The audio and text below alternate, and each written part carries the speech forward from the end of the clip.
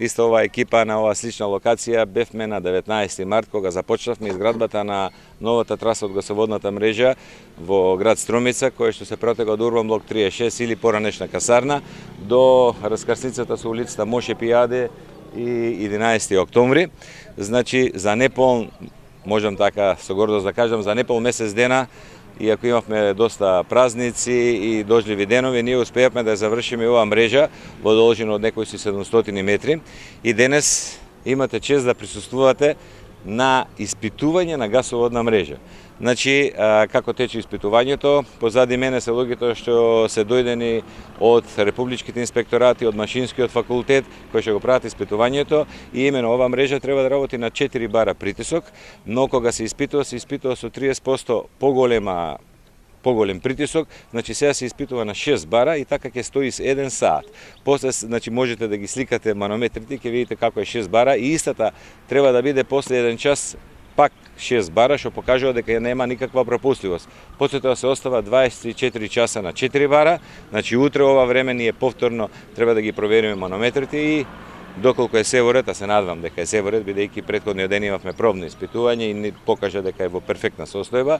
После тоа си оди нормално редовната постапка за пуштање во употреба, а горд сум што ова го завршивме во доста кус временски период, останува уште тротоарите да се санираат и се е завршено.